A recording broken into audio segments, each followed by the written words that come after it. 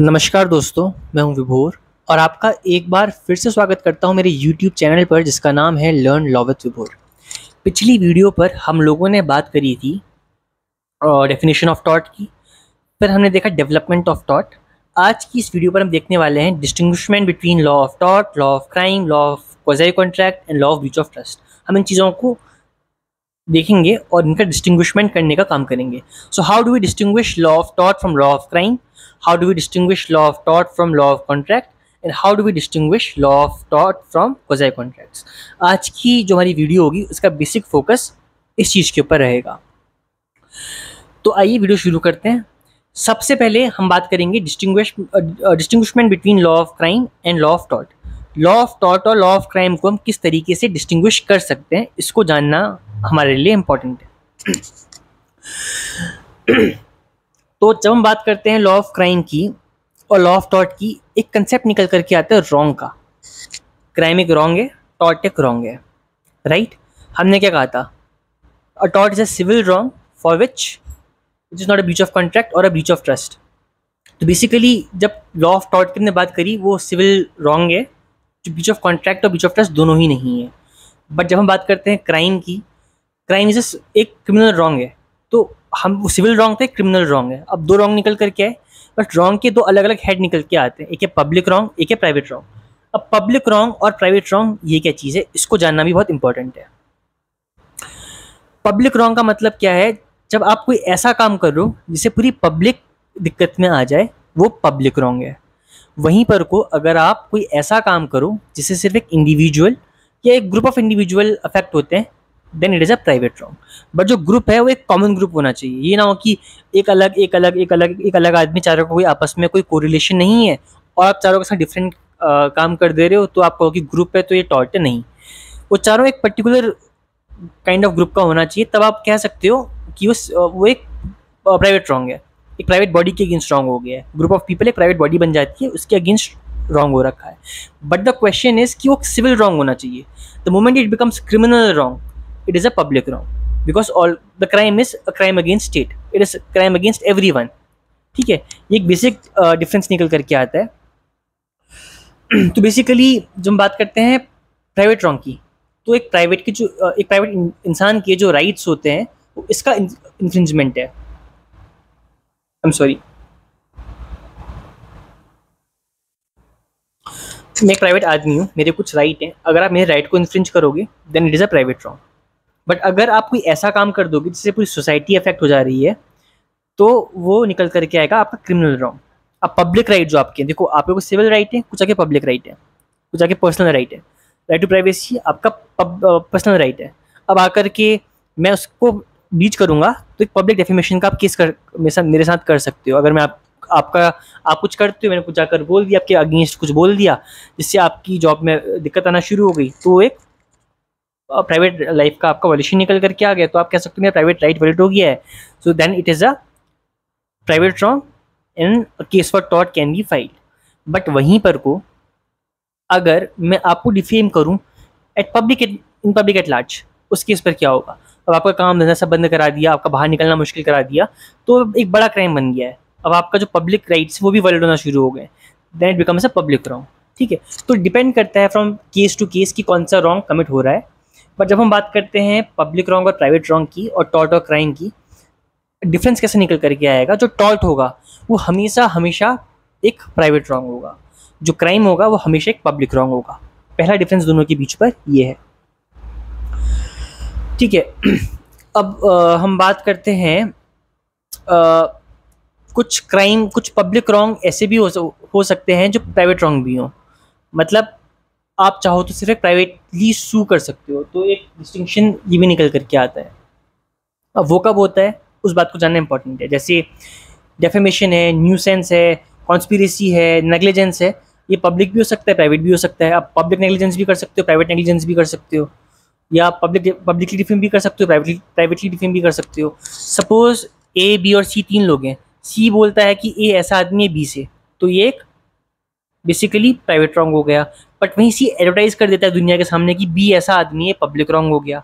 तो यहाँ दोनों चीज़ें होना पॉसिबल है। ठीक है, मेरे दिमाग में एग्जाम्पल आ रहा था, मैं उसे भूल गया, बट अगर अभी आ जाएगा तो फिर हम इस बारे में देखते हैं, ठीक है। हाँ, अब हम बात करते हैं कि इनका डिस्टिंक्शन आप किस तरीके से कर सकते हो, ठीक है। तो जब हम बात करते हैं पब्लिक रॉन्ग और प्राइवेट रॉन्ग की, जो पब्लिक रॉन्ग होते हैं वो काफ़ी सीरियस इन नेचर होते हैं, प्राइवेट रॉन्ग कम सीरियस होते हैं। तो जो प्राइवेट रॉन्ग होता है उसमें बेसिकली मिलता है कंपनसेशन, और जो पब्लिक रॉन्ग होते हैं वहाँ मिलती है पनिशमेंट प्लस कंपनसेशन। तो डिपेंड करता है, कभी कंपनसेशन मिलती है कभी नहीं मिलती है, वो डिपेंड करता है कि आपका जो पीनल प्रोविजंस हैं उनको किस तरीके से ड्राफ्ट करा गया है, वो क्या कहते हैं, ठीक है। अब अगर हम बात करते हैं कि दोनों का डिस्टिंक्शन कैसा है, मैं एग्जांपल लेकर समझाता हूँ। हमने भी एक एग्जांपल लिया डेफेमेशन का कि ए बी और सी 3 लोग हैं। ए ने सी से बोला कि भी ऐसा आदमी है, ये एक पब्लिक रॉन्ग कमिट हो गया, एक टॉट कमिट हो गया। तो जो बी है जो डिफेम हो रखा है, वो ए के अगेंस्ट केस कर सकता है ये कहते हुए कि उसने मुझे डिफेम कर रखा है, मेरे साथ टॉट कमिट करा है, मेरे प्राइवेट राइट का वायलेशन कर रखा है, और मुझे कंपनसेशन चाहिए, मुझे इतने रुपये का लॉस हो गया, इतने रुपये कंपनसेशन में मुझे दो। वो क्लेम करेगा, केस फाइल कर देगा। तो यहाँ पर को अब एक केस हो गया। वहीं पर को अगर ए जा करके एडवर्टाइज कर दे, है ना, उस केस पर अब सी क्या करेगा? वो कहेगा कि मेरे साथ पब्लिक रॉन्ग हो गया, मेरे पब्लिक राइट का वायलेशन निकल करके आ गया, आपने मुझे पूरी दुनिया के सामने बदनाम कर दिया है, मुझे अब आपको पनिशमेंट दिलवानी है। तो वो एक क्रिमिनल एफआईआर लॉन्च करेगा, फिर क्रिमिनल केस अपना प्रोसीडिंग लेगा, और एक क्रिमिनल प्रोसीडिंग आपकी चलेगी, और जाकर के सी को पनिशमेंट मिल जाएगी, मतलब बी को ए को पनिशमेंट मिल जाएगी फॉर बी के डिफेमेशन पर। अब दोनों में डिस्टिंक्शन कहाँ निकल करके आता है? दोनों में डिस्टिंक्शन यहाँ निकल करके आता है कि जब हम बात करेंगे टॉर्ट की डिफेंसेस की, एक डिफेंस निकल करके आता है डिफेंस ऑफ ट्रुथ। अगर मैं किसी को डिफेम कर रहा हूँ और वो बात सच हो तो वो एक डिफेंस है मेरे लिए। मैंने सपोज मैं हूँ, आप हो और एक जना और है, मैं किसी से बोल दूँ कि आप ऐसे आदमी हो, आपने सुन लिया, उसने सुन लिया, मैंने आपकी बुराई कर दी इसके सामने, तो आप चाहो तो मेरे अगेंस्ट डेफेमेशन का केस कर सकते हो। आपने मेरे अगेंस्ट डेफेमेशन का केस करा तो कोर्ट कहेगी कि आपने करा क्यों, आपने कंपनसेशन दो। मैं कहूँगा सर मैंने जो बोला वो बिल्कुल सही बोला, मेरे पास एविडेंस है प्रूफ करने के लिए कि ये आदमी ऐसा ही है, और मैं जाकर के प्रूफ दिखा दूँ, मैं सच्चाई दिखा दूँ कि आप ऐसे ही आदमी हो।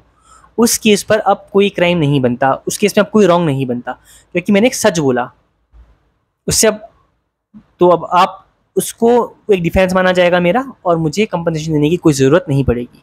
वहीं पर को अगर मैं एक केस कर दूं, जा करके आपका एडवर्टीजमेंट कर दूं, मैं जाके दुनिया को दिखा दूं कि आप ऐसे आदमी हो, ये हो वो हो, और आपको बदनाम कर दूं। अब आप जाकर कहो कि आप मुझे पब्लिकली डिफेम कर दिया है, इनको आप भाई जेल डालो। तो कोर्ट कहेगी भाई हाँ दिखाओ, आपको जेल क्यों ना डालें। मैं कहूँगा मैंने जो बोला सच बोला। तो कोर्ट कहेगी तब क्या क्या फ़र्क पड़ता है, बस आपने सच बोला, तो आपने इस बात को बाहर बोला क्यों? आपको लगता है ऐसा आदमी है, आपने बोला क्यों? आपका राइट क्या था बोलने का? आपने पब्लिकली इस बात को क्यों बोला? मैं कहूँगा सर मैंने जो बोला पब्लिक गुड के लिए बोला, अगर मैं नहीं बोलता पब्लिक बेवकूफ़ बन जाती। मुझे ट्रुथ के साथ साथ पब्लिक गुड दिखाना पड़ेगा।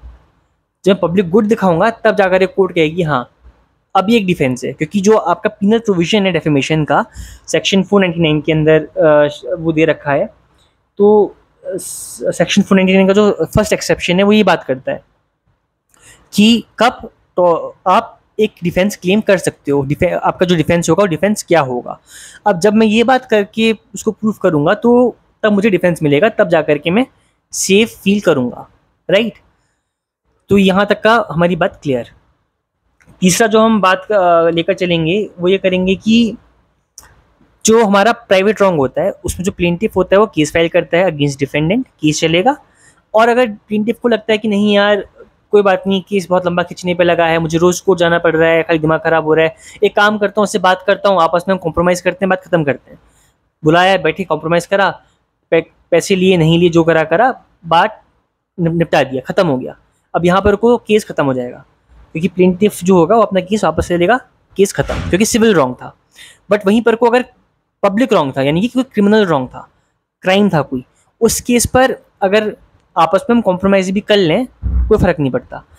कॉम्प्रोमाइज़ तब पूरा माना जाएगा जब हम कोर्ट में जाकर के उसको कंपाउंड करवाएंगे। द मोमेंट हम उस केस को कंपाउंड करवा लेंगे तब जाकर के वो केस ख़त्म होगा, अदरवाइज़ केस ख़त्म नहीं होगा, वो केस चलेगा। क्योंकि जो हमें सू कर रहा है वो स्टेट है, वो एक इंडिविजुअल सू नहीं कर रहा है, हम लोगों को एक स्टेट सू कर रहा है उसके बिहाफ पर। तो जब हम बात करते हैं क्राइम और टॉर्ट की, एक डिफरेंस ही निकल करके आता है कि जो पार्टीज़ होती हैं वो आपस में केस कॉम्प्रोमाइज़ करके केस ख़त्म कर सकती हैं रॉन्ग डूअर के साथ, बट क्रिमिनल केस में वो करना अलाउड नहीं होता। इसके अलावा अम, हम बात जब करेंगे, हम बात करेंगे कंपनसेशन की, कि कंपनसेशन जो होगा वो कब मिलेगा और कैसे मिलेगा और उसका क्या चीज़ रहेगा। तो उसका जो बेसिक कंसेप्ट है वो ये है कि मतलब हाँ, जो टॉर्ट है उसका जो बेसिक एम है वो क्या है, टॉर्ट का बेसिक एम है कंपनसेशन देना। हमने बात करी अनलिक्विडेटेड डैमेजेस की, जो डैमेज मिलेंगे वो अनलिक्विडेटेड होंगे, कब होंगे क्या होंगे, हमने उसकी बात करी थी। वहीं पर को जब हम बात करते हुए चल रहे हैं क्रिमिनल केस पर, वहाँ डैमेजेस नहीं मिलेंगे, पनिशमेंट मिलना कंपलसरी है। कोई क्राइम कमिट करेगा उसको जेल का टर्म मिलेगा या फाइन मिलेगा या दोनों मिलेंगे। तो कब मिलेंगे और कैसे मिलेंगे ये चीज़ एक डिपेंड करती है और ये चीज़ काफ़ी हद तक वेरी करती है। ठीक है, तो अब इस बात को समझना भी बहुत ज़्यादा इंपॉर्टेंट है कि एक डिस्टिंक्शन ये है कि एक जगह आपको सिर्फ कंपनसेशन मिल रहा है और एक जगह आपको सिर्फ कंपनसेशन प्लस फाइन मिल रहा है। अब इसके अलावा जब हम आगे की बात करते हैं, जब बात करें कंपनसेशन की, वो एक सिविल रेमेडी है। बट कभी कभार ऐसा होता है कि जो सिविल केसेस होते हैं वहाँ भी इम्प्रिजनमेंट मिलती है, जिसे हम बोलते हैं सिविल इम्प्रिजनमेंट। आपने किसी के साथ कुछ बोला, आपने डिफेमेशन करा, आपने किसी का घर था, आप रहते थे, आप छोड़ नहीं रहे हो, आपके अगेंस्ट डिग्री पास हो गई, आपने फुलफिल नहीं करी, तो कोर्ट आपको सिविल इम्प्रिजनमेंट भी दे सकती है। अब इस केस पर और जो क्रिमिनल केस पे आपको पनिशमेंट मिली है उसमें डिफरेंस क्या निकल करके आएगा, ये जानना भी ज़रूरी है कि एक डिस्टिंक्शन टॉर्ट और क्राइम के बीच में ये भी है। तो उसमें क्या होगा, जो मुझे सिविल इम्प्रिजनमेंट मिलेगा उसमें मुझे जो डिक्री के टर्म्स हैं, अगर मैं इसको फुलफिल कर दूंगा तो मोमेंट आई फुलफिल देम मुझे जेल से रिहा कर दिया जाएगा। वहीं पर को अगर मैंने कोई क्राइम कर रखा है, जब तक मुझे पूरा जो टर्म है मेरा पनिशमेंट का पूरा ना कर लूँ, या मुझे ऊपर से पार्डन ना मिल जाए, या मेरा केस ख़त्म ना हो जाए कम्प्लीटली तरीके से, जब एक्विटल ना मिल जाए, या कोई और रेमेडी जो होती हैं क्रिमिनल लॉ के अंदर मुझे अवेल करके ना मिल जाए, बेसिकली गवर्नमेंट से पार्डन मिल जाता है, वो चीज़ें ना मिलें तो मुझे पूरी पनिशमेंट सर्व करनी पड़ेंगी। और कुछ एक्सेप्शनल केसेस में मुझे फाइन भी देना पड़ेगा, क्योंकि अगर पीनल प्रोविजन जो आपका है वो फाइन की बात करता है तो देना पड़ेगा। सेक्शन 357 बात करता है कंपनसेशन की, तो देना पड़ेगा आईपीसी की। ठीक है, तो इन चीज़ों की सॉरी सीआरपीसी, तो वहाँ जहाँ जहाँ हम लोगों को फाइन की देने की बात कर रखी, कंपनसेशन देने की बात कर रखी है, तो वहाँ मुझे कंपनसेशन देना पड़ेगा। उसके अलावा कभी कभार ऐसा हो सकता है कि टॉर्ट और क्राइम दोनों कमिट हो सकते हैं, तो कब क्या होगा वो जानना ज़रूरी है। सपोज करो आप एक बिल्डिंग पर रहते हो, मैं इस बिल्डिंग के बाहर पे आता हूँ और एक गड्ढा खोद देता हूँ। अब आपका बिल्डिंग के अंदर बाहर जाना मुश्किल हो गया है, तो यहाँ पर को मैंने क्या करा, एक प्राइवेट रॉन्ग कमिट करा। वहीं पर को फॉर एग्जाम्पल, या मैं रोड खोद देता हूँ, मैं गया, गवर्नमेंट की रोड थी, मैंने जा करके रोड खोद दी और उससे पूरा ट्रैफिक रुक गया, लोगों को दिक्कत आना शुरू हुई, मैंने पब्लिक न्यूसेंस कमिट कर दिया। अब पब्लिक न्यूसेंस जो है वो सेक्शन 268 पर दे रखा है, 268 आईपीसी पब्लिक न्यूसेंस दे रखा है। तो पब्लिक न्यूसेंस मैंने कमिट करा, मुझे पनिशमेंट मिलेगी। बट इसी बीच क्या हुआ, एक आदमी को पता नहीं था कि वहाँ गड्ढा खुद रखा है, वो जाता है और उसमें गिर जाता है। जैसे वो उस गड्ढे पे गिरा तो यहाँ टॉर्ट भी कमिट कर दिया है, तो अब वो मेरे अगेंस्ट टॉर्ट का केस भी कर सकता है और क्रिमिनल केस भी कर सकता है, दोनों कर सकता है, उसके पास ये राइट है। तो बेसिकली जब हम बात करते हैं लॉ ऑफ टॉर्ट और लॉ ऑफ क्राइम को डिस्टिंग्विश करने की, हमें ध्यान में ये रखना है कि जो क्राइम होते हैं अगर वो पब्लिक रॉन्ग है तो क्राइम होंगे, अगर वो प्राइवेट रॉन्ग है तो टॉर्ट होंगे। जब वो पब्लिक रॉन्ग है, हो सकता है कि कभी कभार वो टॉर्ट भी निकल करके आ जाए। हमारा जो फोकस है वो इन चीज़ों के ऊपर है। अब वो टॉर्ट कब बनेगा और कब वो क्राइम बनेगा, उसको डिस्टिंग्विशमेंट के लिए पहली चीज़ वो आपकी पीनल प्रोविजन में मेंशन होना चाहिए। कोई ऐसा एक्ट होगा या का जो पीनल कोड है वहाँ पर को उस बारे पे दिया होना कंपलसरी है, नहीं दिया होगा तो कोई फ़र्क नहीं पड़ता। उसके अलावा हमने बात करी इम्प्रिजनमेंट की, कि आपको इम्प्रिजनमेंट कहाँ मिलता है, कहाँ आपको फाइन मिलता है, कहाँ कंपनसेशन मिलता है। क्योंकि टॉर्ट का केस आप सबको बंद नहीं कर सकते हो, आप केस कॉम्प्रोमाइज़ कैसे करा सकते हो, वहाँ डिफरेंस निकल करके आ जाता है। उसके अलावा पनिशमेंट की ग्रेविटी पर अंतर निकल करके आता है कि अब ग्रेविटी कितनी है। उसके अलावा आपको प्रूफ कितना करना डिफरेंस निकल करके आता है। अगर क्रिमिनल केस होगा तो मुझे बियॉन्ड रीजनेबल डाउट प्रूफ करना पड़ेगा, सिविल केस है मुझे बेसिक प्रूफ करना पड़ेगा, हाँ चलो कोई बात नहीं इसने ऐसा करा, मैं दिखा दूंगा कोर्ट में ठीक है आपने करा होगा, लग रहा है आपने कर रखा है। वहाँ beyond the reasonable doubt proof करना कंपलसरी है। तो ये कुछ चीज़ें हैं जो लॉ ऑफ टॉर्ट और लॉ ऑफ क्राइम को डिस्टिंग्विश करती हैं।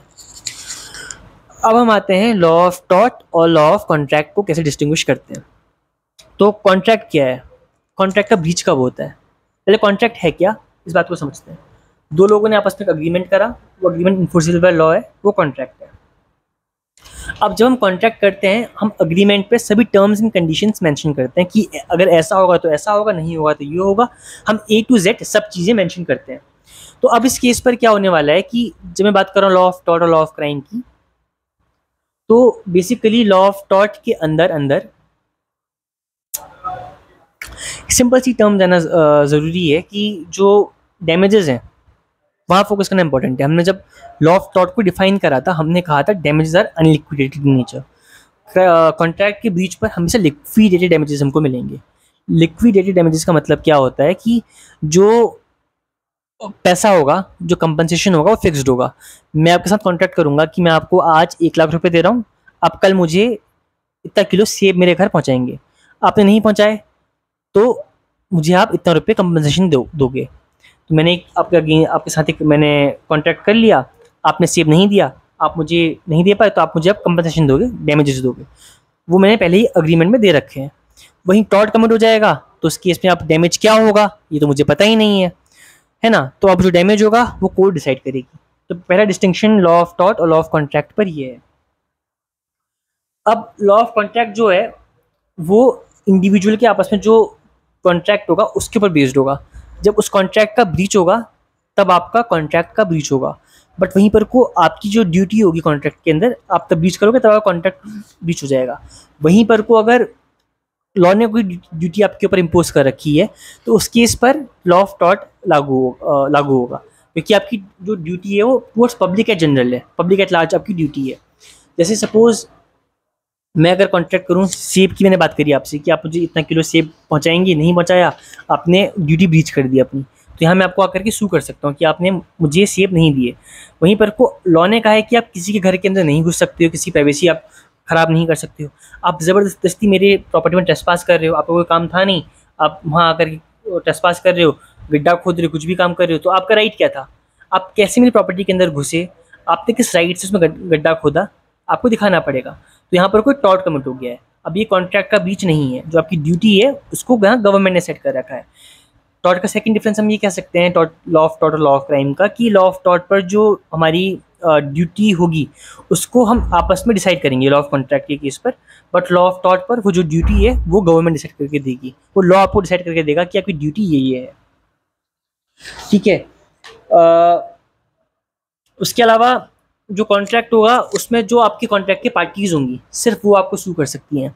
सपोज आप में और 2-4 लोग और हैं, हम 4 लोगों ने मिलकर के कॉन्ट्रैक्ट कर रखा है, तो हम चारों में से कोई भी एक दूसरे को सू कर सकते हैं। 5वां आदमी आकर के सू नहीं कर सकता, उसको दिखाना पड़ेगा कि प्रीविटी ऑफ कॉन्ट्रैक्ट एक कंसेप्ट निकल करके आता है, उसे प्रूफ करना पड़ेगा, तो वो नहीं दिखा सकता।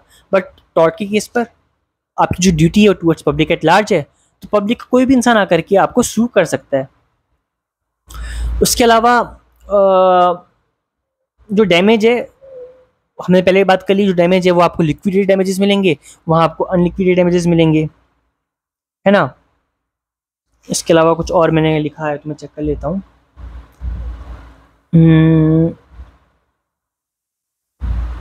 ठीक है। अब एक क्वेश्चन निकल करके आता है, हमने जैसे कहा था अभी कि मैंने गड्ढा खोदा, पब्लिक न्यूसेंस करा, एक आदमी आया उसमें गिर गया, टॉर्ट भी कमिट कर दिया, तो मेरा अगेंस्ट टॉर्ट का केस और क्राइम का केस दोनों हो सकते हैं। अब मेरा क्वेश्चन ये है कि सपोज मैंने आपके साथ कॉन्ट्रैक्ट करा जिसकी वजह से सी के साथ डैमेज हो गया, तो क्या सी मुझे सू कर सकता है for breach of that contract, क्योंकि इसका टॉर्ट कमिट हुआ या नहीं? इस क्वेश्चन का आंसर आप कमेंट बॉक्स में करके बताओ। मैं ट्राई करूँगा इसका आंसर देने की नेक्स्ट वीडियो या by the end of this video. But अभी इस वीडियो को पॉज करो और जाकर के कमेंट इस क्वेश्चन का आंसर दो कि क्या अगर ए, बी और सी 3 पार्टीज़ हैं, ए और बी के बीच कॉन्ट्रैक्ट है और इस कॉन्ट्रैक्ट की ब्रीच की वजह से सी के साथ कोई टॉर्ट कमिट हो जाता है, तो क्या सी मुझे सू कर सकता है for breach of tort? For tort के लिए क्या मैं सू हो सकता हूँ, हाँ या ना? इसका आंसर मुझे आप आकर के कमेंट बॉक्स में दो। ठीक है। तो इसके बाद हम आते हैं लॉ ऑफ टॉर्ट और लॉ ऑफ ट्रस्ट के बीच में। अब ट्रस्ट क्या होता है? ट्रस्ट में आप एक ट्रस्टी बनाते हो, उसके बेनिफिशियरी बनाते हो, तो वहाँ पर को जो आपका डैमेज निकल करके आता है वो सेम कंसेप्ट निकल करके आता है। टॉर्ट कब तब कमिट होगा जब आपके जो डैमेजेस हैं वो अनलिक्विडेड डैमेजेस हो और सिविल रॉन्ग हो। ये दो इंग्रेडिएंट याद रखना इंपॉर्टेंट है। जब आप लॉ ऑफ टॉर्ट को और लॉ ऑफ कॉन्ट्रैक्ट को, लॉ ऑफ क्राइम को डिस्टिंग्विश करोगे तो यहाँ सिविल रॉन्ग और क्रिमिनल रॉन्ग का कंसेप्ट जानना कंपलसरी है। जब आपका क्रिमिनल रॉन्ग होगा तभी क्राइम होगा, जब सिविल रॉन्ग होगा तब टॉर्ट होगा। उसके अलावा जब हम बात करने वाले हैं distinguishment between law of tort और लॉ ऑफ कॉन्ट्रैक्ट की, तो इस केस पर अब यहाँ पर को तो क्राइम का बात तो है नहीं, रॉन्ग दोनों सिविल है, तो यहाँ जो डिफरेंस का पॉइंट है वो निकल करके आएगा डैमेजेस पर। कॉन्ट्रैक्ट के ब्रीच पर जो डैमेज होंगे वो हमेशा होंगे आपके लिक्विडेटेड डैमेजेस, टॉर्ट के केस में हमेशा अनलिक्विडेटेड डैमेजेस, मतलब डैमेजेस पहले से फिक्स्ड नहीं है, डैमेजेस होने के बाद फिक्स्ड होंगे। अगर आपने कॉन्ट्रैक्ट कोई कर रखा है तो उसको आप पूरा कराओगे, नहीं तो आपने जो पैसे देने की बात कर रखी वो आपका डैमेज बन जाएगा। लॉ ऑफ टॉर्ट पर कुछ ऐसा नहीं होता, आपकी ड्यूटी सबके साथ है, कोर्ट डिसाइड करेगी कि आपको कितना डैमेज पे करना है। अब आते हैं सबसे इंपॉर्टेंट कंसेप्ट पर जो है क्वाज़ी कॉन्ट्रैक्ट। क्वाज़ी कॉन्ट्रैक्ट क्या होते हैं, सबसे पहले इस बात को समझते हैं। क्वाज़ी कॉन्ट्रैक्ट क्या होते हैं, मैं आपको एक एग्जांपल देकर समझाता हूँ। सपोज आप और मैं सेम बिल्डिंग पर रहते हैं, ठीक है। सेम बिल्डिंग मतलब हमारी जो बिल्डिंग है वो आमने सामने है, दोनों के नाम अलग है। मैं ए ब्लॉक पर रहता हूँ, बी ब्लॉक पर रहते हो, और हम लोगों का जो फ्लोर नंबर है वो दोनों सेम है, और जो हमारी सोसाइटी है वो भी सेम है। हम सेम सोसाइटी के अंदर ऑपोजिट बिल्डिंग्स पर रहते हैं।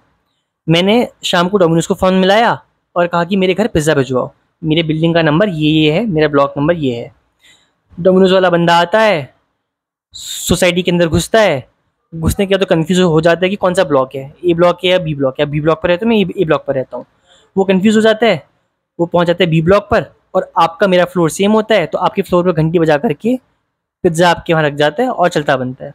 अब दरवाज़ा खोलते हो, आप देखते हो कि आपके दरवाजे पिज़्ज़ा रखा है, नया पिज़्ज़ा है, आप खा लेते हो। अब इस केस पर क्या हुआ, मैंने पिज़्ज़ा के लिए पे ऑलरेडी कर रखा है, मेरा पिज़्ज़ा आया ही नहीं। मैं फ़ोन मिला डोमिनोज को कि भाई मैंने पिज़्ज़ा ऑर्डर करा था, पिज़्ज़ा कहाँ है मेरा। डोमिनोज वाला कहेंगे आपका डिलीवर हो गया है, मुझे तो पिज़्ज़ा मिला ही नहीं पर। तो अब मैं क्या करूँगा, वो बोलेंगे कहाँ देकर आए, वो बोले वहाँ देकर के आए। तो अब इस केस पर क्या होगा, इस केस पर क्रिएट हो गया क्वाज़ी कॉन्ट्रैक्ट, क्योंकि जो आदमी को पिज़्ज़ा मिला, जो मतलब आपको जो पिज़्ज़ा मिल गया है उसका कंपनसेशन आपको देना पड़ेगा, उसका हर्जाना आपको भरना पड़ेगा, क्योंकि आपका और डोमिनोज का इनडायरेक्टली हो गया है एक कॉन्ट्रैक्ट। इस कॉन्ट्रैक्ट को हम बोलते हैं क्वाज़ी कॉन्ट्रैक्ट। तो क्वाज़ी कॉन्ट्रैक्ट का बेसिक मतलब ये है कि अगर किसी दूसरे आदमी को कोई बेनिफिट हो जाता है या अनड्यू एडवांटेज मिल जाता है ड्यू टू सम एरर, उसको उससे पूरा करना कंपलसरी हो जाता है। अब सपोज एग्जांपल मैं और देता हूँ। सपोज आपको और मेरे को, हमारे कॉमन दोस्त को 100 रुपये देने हैं, आप 100 रुपये उसको दे देते हो। आपने कोई बात नहीं, मैं तो बहुत, हम दोनों बहुत अच्छे दोस्त हैं, कभी ये खर्चा करता है, कभी मैं खर्चा करता हूँ, इसको देने हैं, मैं दे देता हूँ, एक ही बात पड़ेगी, कोई बात नहीं, ना भी दे तो। आपने दे दिया, मैं सोचता हूँ कि यार वो देगा, चल मैं दे देता हूँ, 100 रुपये मैं भी दे आता हूँ उस आदमी को। अब हम दोनों ने 100 रुपये उस आदमी को दे दिए, तो उस आदमी को 100 रुपये मुझे वापस करने पड़ेंगे। द रीज़न बीइंग अब यहाँ पर कोई क्वाज़ी कॉन्ट्रैक्ट क्रिएट हो गया है। तो क्वाज़ी कॉन्ट्रैक्ट काफ़ी हद तक टॉर्ट की तरह होता है। जो एग्जांपल हमने भी देखा उससे हमें समझ में निकल करके आता है कि क्वाज़ी कॉन्ट्रैक्ट किस तरीके से होता है, कैसे ऑब्लिगेशंस को हम कवर कर रहे हैं। हम उन ऑब्लिगेशंस को कवर कर रहे हैं जो हमने बनाई नहीं, जो गलती से बन गए। अगर कोई भी ऐसा कॉन्ट्रैक्ट गलती से बन जाता है उनको हम क्वाज़ी कॉन्ट्रैक्ट बोलते हैं। तो अब यहाँ पर को जो ब्रीच होगा उसका क्या होगा, तो यहाँ पर को क्या है, जो basic point of difference in दोनों के बीच पर ये है कि जो पैसा या जो सामान मैंने वहाँ दिया है सिर्फ वो देने के लिए लायबल है। अगर मैंने पिज़्ज़ा ऑर्डर करा, उस पिज़्ज़ा का कोई प्राइस होगा, राइट, 500 रुपये का, 700 रुपये का, उत्तर रुपये का पिज़्ज़ा आएगा। या मैंने अगर कोई ऐसा कुछ और काम कर दिया, फ़ीस जमा करनी थी, किसी और की फ़ीस जमा हो गई, तो सेम चीज़ यहाँ निकल करके आएगी। तो जो मैंने अभी यहाँ पर को करा है वो कंप्लीटली डिफरेंट चीज़ है, राइट। उसका एक अमाउंट फिक्स्ड है, डैमेजेस जो हैं वो लिक्विडेटेड है, वो पता है कितने रुपये का भुगतान करना है, कितने रुपये का क्वाज़ी कॉन्ट्रैक्ट क्रिएट हुआ है। आई एम सॉरी, जो टॉर्ट होगा वहाँ पर को ये चीज़ फिक्स नहीं होती, डैमेज कितना भी हो सकता है, कितना कम भी हो सकता है, वो कोर्ट डिसाइड करेगी कितना डैमेज हुआ है, वो हम डिसाइड नहीं करेंगे। यहाँ डिसाइड ऑलरेडी हो चुका है, जो कॉन्ट्रैक्ट का डेफिनेशन निकल करके आ रही है, वहाँ पिज्ज़ा ऑर्डर करा, पिज्ज़ा का प्राइस है, गलती से फ़ी पे कर दी, उस फ़ी का अमाउंट है, वो पहले से डिसाइडेड है कि किस तरीके से डिसाइड हो रहा है। दूसरा बात वही है, अगर कॉन्ट्रैक्ट हुआ, पिज्ज़ा ऑर्डर करा, पिज्ज़ा आप तक पहुंचा, फ़ी पे करी, फ़ी आपकी फ़ी पे हो गई, तो जो पर्सन है वो स्पेसिफिक है। टॉर्ट पर वो स्पेसिफिक नहीं होता, टॉर्ट किसी के अगेंस्ट भी हो सकता है। अगर मैं गड्ढा खोदूँ उसमें कोई भी आकर गिर सकता है, अगर मैं कोई ऐसा काम करूँ उससे कोई भी आकर डिफेम हो सकता है, कुछ भी हो सकता है। तो टॉर्ट के अंदर ये चीज़ नहीं होती। अगर मैं डंडा घुमा रहा हूँ, किसी को चोट लग सकती है, मैंने कुछ चीज़ फेंकी, मैंने कोई सामान बेचा, एक केस निकल करके आता है डोनोग्यू वर्सेस स्टीवेंसन का। इस केस में जो मैंने आपसे क्वेश्चन पूछा था कि अगर ए और बी के बीच में कोई कॉन्ट्रैक्ट है जिससे सी को साथ टॉर्ट कमिट हो जाता है, तो क्या सी आपके अगेंस्ट टॉर्ट का केस कर सकता है? इसका आंसर जो है वो है डोनोग्यू वर्सेस स्टीवेंसन का केस। अगर आपने केस सुना हो या पढ़ा हो, इस केस पर क्या होता है, इस केस पर ये होता है कि जो प्लेंटिफ होता है वो अपने लिए जिंजर बियर ऑर्डर करता है, उसको गिफ्ट में जिंजर बियर मिलती है। तो जैसे जिंजर बियर पीता है, कुछ घुट पी लेता है और इसके बाद रख देता है फ्रिज पर। वो एक कवर्ड बोतल होती है, डार्क बोतल होती है, तो दिखता है इसके अंदर इंग्रेडिएंट क्या है। घर में जब सामान आता है वो कहता है चलो कोई बात नहीं, मैं तो ग्लास में डाल के पीता हूँ। जब वो ग्लास में उस ड्रिंक को एम्प्टी करता है तो उसके अंदर गनेल का जो डेड पोर्शन होता है वो निकल करके आ जाता है। उसको देख करके वो बीमार हो जाता है और वो केस कर देता है मैन्युफैक्चरर के अगेंस्ट कि आपने मुझे इस ड्रिंक के अंदर गनेल की बॉडी दी जिससे मैं बीमार हो गया हूँ, तो आपने मेरे साथ टॉर्ट कमिट करा। तो अब क्वेश्चन निकल करके आएगा, भाई ऐसा कैसे कमिट कर दिया टॉर्ट? यहाँ तो आपने जो काम करा हो तो बिल्कुल डिफरेंट है। वो तो मैंने मैन्युफैक्चरर बोलेगा मैंने दुकानदार के साथ कॉन्ट्रैक्ट करा था कि मैं इसको इतनी बोतल दूंगा, ये मुझे पैसे देगा। आपका मतलब क्या है यहाँ पर? आपने तो दुकान से खरीदा, आप देखो अपना। तो कोर्ट ने कहा नहीं, इस केस पर आप रिस्पॉन्सिबल हो, क्योंकि आपका जो कंज्यूमर है वो कोई भी हो सकता है। आपका जो ड्यूटी है, जो आप कंज्यूमर है, आपका जो एक्चुअल कॉन्ट्रैक्ट हो रहा है वो किनके साथ हो रहा है? वो आपके कंज्यूमर के साथ हो रहा है, जो आपका at the end of the day बोतल लेकर के पियेंगे। इसका जो केस है, इसका एक केस हुआ था दिल्ली हाई कोर्ट में भी, इसका केस निकल करके आया था। ये बहुत टिपिकल कंसेप्ट निकल करके आया था। इसका जो शुरू हुआ था विंटर बॉटम वर्सेस रैटी केस में शुरू हुआ था, फिर डोनोग्यू वर्सेस स्टीवेंसन में इस केस को डिसाइड करा गया था, इस थीम को, कि अगर ए और बी के बीच में कॉन्ट्रैक्ट है तो क्या सी टॉर्ट के लिए सू कर सकता है, नहीं कर सकता है। तो एक केस है जिसका नाम है Klaus Mittelbachert versus East India Hotels Limited, KLAUS MITTEL BACHERT versus East India Hotels Limited. अब इस केस में क्या था, लुफ्थानासा नाम की एक जर्मन एयरलाइन कंपनी थी, उन्होंने इस होटल के साथ एक कॉन्ट्रैक्ट करा कि इनके जो गेस्ट होंगे वो आपके होटल में आकर रुकेंगे। तो जो इस कंपनी के एयरलाइन के जो गेस्ट होते हैं, जो वो आते हैं उस होटल में आकर के रुकते हैं। जैसे ही होटल में आकर रुकते हैं, जो पायलट होता है वो भी आकर के रुकता है, और पायलट क्या करता है, वो जो स्विमिंग पूल होता है वहाँ डाइव मारता है। अब जो स्विमिंग पूल का कंस्ट्रक्शन होता है वो बहुत ख़राब सा होता है, उस ख़राब कंस्ट्रक्शन होने की वजह से उसका जो सिर होता है वो टकराता है ज़मीन पर और वो चले जाता है पैरालिसिस पर। वो 13 साल तक बीमार रहता है और फिर मर जाता है। तो इस बीच में उसने केस करा होता है ये क्लेम करते हुए कि उस होटल की गलती की वजह से मेरा सिर क्रैश करा, मुझे चोट लगी और मुझे कंपनसेशन चाहिए। तो जो कंपनी होती है वो बोलती है कि नहीं, कंपनसेशन आपको क्यों दें, हमारा तो कॉन्ट्रैक्ट आपकी एयरलाइन के साथ था, आप तो एम्प्लॉय हो, आप तो उसे गेस्ट भी नहीं हो, तो आपको कुछ नहीं मिलेगा। पर दिल्ली हाई कोर्ट ने कहा नहीं, आपको डैमेज देना पड़ेगा क्योंकि आपकी एब्सोल्यूट लायबिलिटी है, आपका स्ट्रक्चर खराब बना था, आपने टॉर्ट कमिट करा है। तो यहाँ पर उन्हें कंपनसेशन दिया गया अप टू 50 लाख रुपीज़। तो गाइस, आशा करता हूँ कि आपको टॉर्ट का, क्राइम का, क्वाज़ी कॉन्ट्रैक्ट का और ब्रीच का डिस्टिंग्विशमेंट और डिफरेंस समझ में आ गया हो। आज की वीडियो में इतना ही, अगली वीडियो पर हम फिर मिलेंगे एक नए कंसेप्ट के साथ। अगर आपको वीडियो पसंद आई हो तो चैनल को लाइक, सब्सक्राइब ज़रूर कर देना। Thank you so much.